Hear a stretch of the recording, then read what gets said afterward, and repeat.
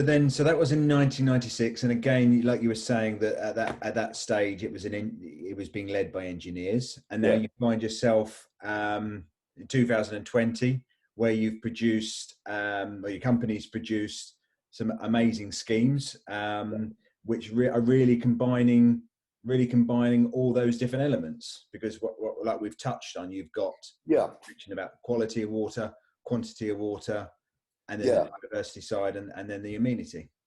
Yes, and the evidence from our environmental investigations, for instance, where the issue of microplastics has suddenly come into high resolution at the moment.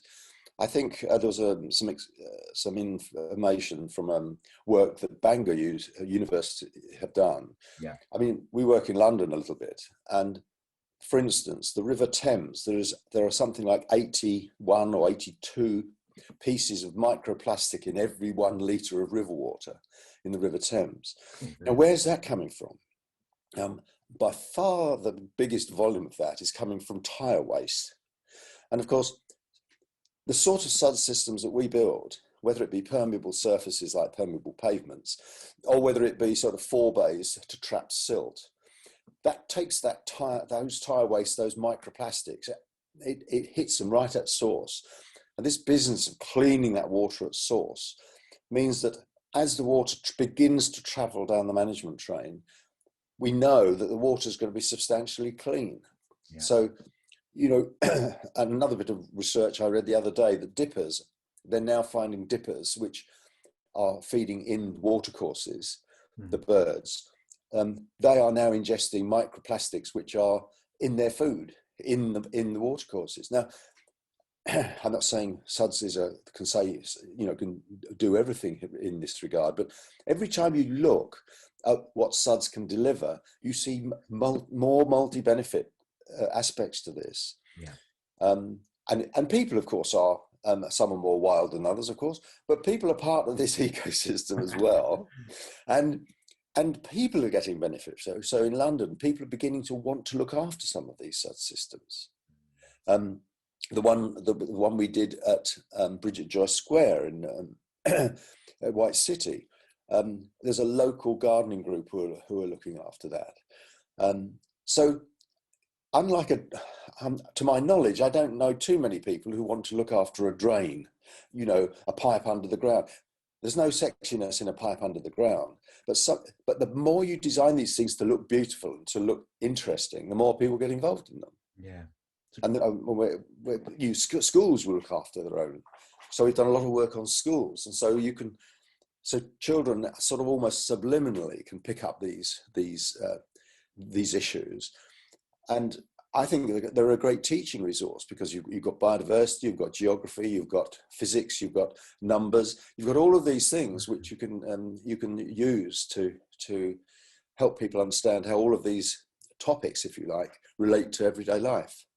And so schools have been quite something we've done a lot of work on. And of course, unlike the ponds that I remember doing when I was, trying to do new conservation, the features that you create in a SuDS system, they are there for a purpose. So therefore, people don't go and dig them up willy-nilly, because they are there as a resource to manage rainfall. So you get that continuity of their existence as well. And if we had SuDS approving bodies, as they now have in Wales, there would be even more security in terms of these things will stay. I mean, it's unfortunate, but often, for instance, commercial sites and some housing sites, because there's no money available, or because people decide that they don't want to spend money, these things don't get maintained and looked after. They still function, but they don't maximise their benefit.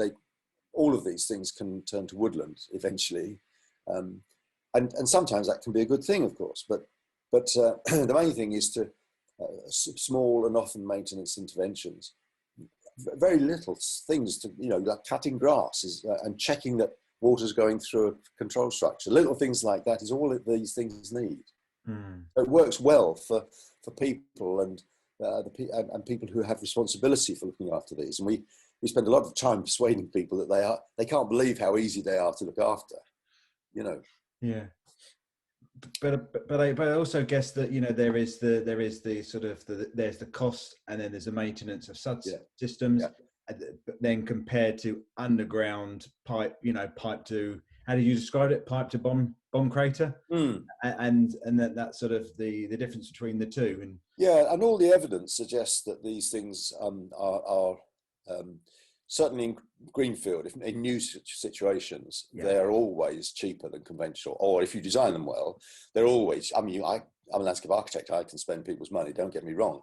But if you want a cheap and cheerful SuDS system, they're always cheaper than a pipe system. And in terms of looking after them, by and large, they're site maintenance, not SuDS. It's not. You know, if you're cutting the grass, then you'd have to cut the grass somewhere else. Yeah. So you're cutting grass, but you're picking up litter. Yeah. We had a discussion just the other day. Somebody was saying, "Oh yes, but they collect litter." And as I say, I think I don't know whether I gave this example to you before, but we had this on a school, and the caretaker was saying, "Bob, we really like your SuDS system, but they do collect litter." And she's a lovely woman, go on with her, great. And I said, "Well, where would you like the litter? It could be all over the playing field if you like, or we can concentrate it in one place so that you can go and pick it out of it."